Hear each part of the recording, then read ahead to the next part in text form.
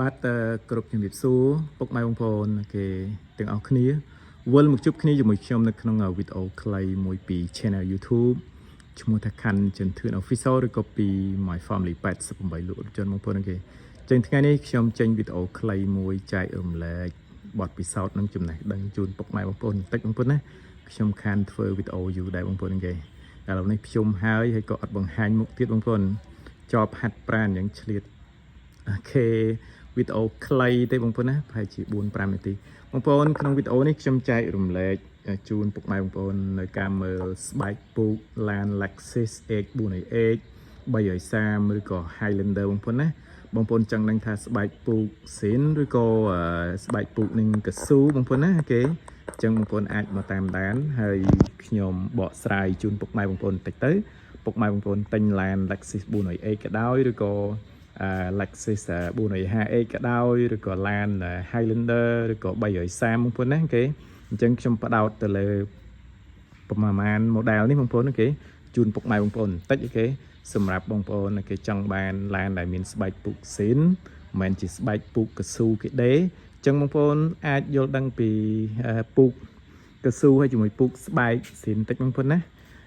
ពូកកស៊ូបងប្អូនគេមិនខុសពីស្បែកជើងយើងអូខេដែលយើងទិញវាមានស្បែកសុទ្ធបងប្អូនណាបងប្អូនຕົកឲ្យហប់បន្តិចឬក៏កាបូបក៏ដោយបងប្អូនចឹងបងប្អូនຕົកចោលក្នុងទូឬក៏កន្លែងដែលអត់មានខ្យល់ចេញចូលបន្តិចបងប្អូនបកមកមានណាបើកចេញមកគឺផុយដូចនំប៉័ងចឹងបងប្អូនណាគេហើយដោះផ្សិតទៀតអូខេបងប្អូនដោះផ្សិតផុយយកប៉ុន្តែសម្រាប់ឡានដូចគ្នាដែរបងប្អូនណាស្បែកពូកកស៊ូហ្នឹងគឺបងប្អូនប្រើបានយូរម៉ែនេះតែបន្តិចឃើញស្អាតដំបងបន្តិចប៉ុន្តែបងប្អូនគេក្នុងការប្រើប្រាស់គឺដូចគ្នាចឹងគឺតែបន្តិចទៅគឺផុយយកតែម្ដងបងប្អូនហើយអូខេ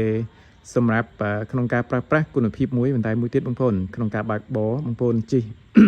ស្បែកកស៊ូគឺក្តៅបែកញើសតែម្ដងបងប្អូនណាតែសម្រាប់ពូកស្បែករបស់វាស៊ីនគឺបងប្អូនអត់ទេបងប្អូនគេចឹងគឺជិះទៅគឺអត់ក្តៅគូទេហើយអត់បែកញើសទេបងប្អូនណាខុសគ្នាចឹងគុណភាពខុសគ្នាហើយបងប្អូនប្រើប្រាស់ក៏អត់ដូចគ្នាដែរអញ្ចឹងសម្រាប់ 480 330 Highlander ឬក៏ 450 បងប្អូនចង់ដឹងស្បែកពូកវាស៊ីនមិនស៊ីនគេតាំងពីដៃទ្វាររហូតដល់ពូកខាងក្រោយជាទូទៅគេឡានប្រហែល model ហ្នឹងគេបើ Highlander វាមាន limited និងអត់ limited បើវា limited ជាទូទៅស្បែកវាគឺពូកវាគឺស្បែកស៊ីនតែបើសិនបើវាអត់ limited ម៉ាស៊ីន4ឬក៏អីទេជាទូទៅពូកវាកម្មញ៉ៃអញ្ចឹងពូកនឹង 100% មានណាគឺគេដេមានកស៊ូបងប្អូនណាគេកស៊ូអញ្ចឹងបងប្អូនប្រើបានត្រឹមតែ2ឆ្នាំអីអស់ហើយបងប្អូនគេអញ្ចឹងគឺវារៀងផុយហើយតែបើពូកស្បែកមកពីរោងចក្រដូចជា330 480 Highlander ក៏ដោយបើវា limited បងប្អូនអញ្ចឹងពូកវាបងប្អូនប្រើអត់ងាយទៅណាទេបងប្អូនអើយវាគ្រាន់តែរៀងឡើងប្រេះឲ្យបងប្អូនមើលទៅវាមិនថ្មីដូចស្បែក 100% ប៉ុន្តែបងប្អូនគុណភាពបងប្អូនប្រើ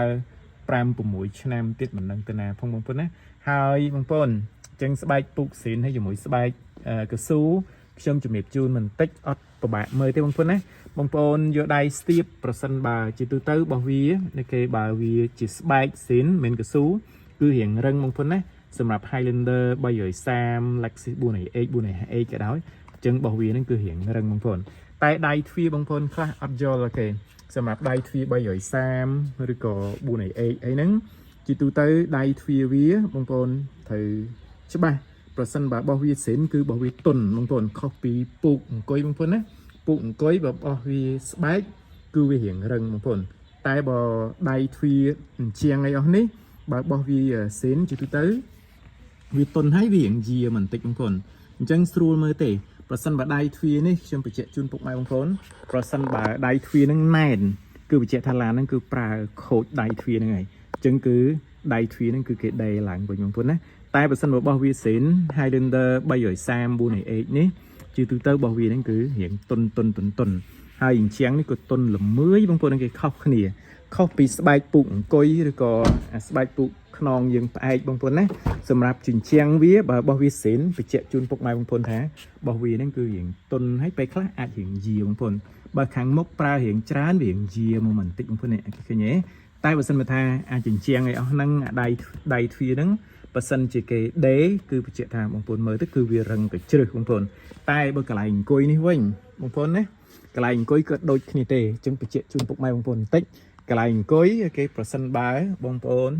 ស្ទាបទៅតុនគឺបញ្ជាក់ថាមានណាអាហ្នឹងគឺកស៊ូឲ្យបងប្អូនណាបើបោះវាស្បែកសិនគឺបោះវារៀងរឹងបងប្អូនហើយបន្ទាប់មកវាអត់ថ្មីយកទេបងប្អូនណាมันថ្មីមកដូចកស៊ូគេដេមកថ្មីឯងហើយបន្ទាប់មកក្លិនបងប្អូនបើសិនជាគេដេកស៊ូគឺជាទូទៅក្លិនតែបើស្បែកសិនចេះបញ្ជាក់ជូនពុកម៉ែបងប្អូនគឺក្លិនក្រអូបខុសគ្នាជាមួយនឹងកស៊ូបងប្អូនណាធំក្លិនចរបងប្អូនហើយមួយទៀតគឺធំក្លិនកាវក្បាលឆ្កែតែម្ដងបងប្អូនអូខេអញ្ចឹងក្នុងវីដេអូនេះខ្ញុំសង្ឃឹមថាពុកម៉ែបងប្អូនចង់ជិះ 330 450H Highlander ឬក៏ Lexus 450H ចង់បានស្បែកពូកស៊ីនហើយបងប្អូនចង់ចេះមើលបងប្អូនអូខេមើលតាមខ្ញុំជំរាបមិញទៅបើសិនបើថាបោះវាស៊ីនគឺបោះវារៀងរឹងបងប្អូនអូខេហើយបើកស៊ូគឺរៀងតុនហើយបើដៃទ្វាប្រសិនបើថាវាអូខេរៀងណែនតឹងវិញអាហ្នឹងគឺកស៊ូគេដេឡើងវិញហើយតែបើសិនបើតុនវិញអាហ្នឹងបានស៊ីនបងប្អូនខុសគ្នាចឹងឃើញទេបងប្អូនអូខេអរគុណបងប្អូនសម្រាប់ការតាមដានវីដេអូខ្លីពី Channel YouTube Kanjentun Official ឬក៏ពី My Family 88 លោកជនបងប្អូនអរគុណជំរាបលាបងប្អូនណាអរគុណច្រើន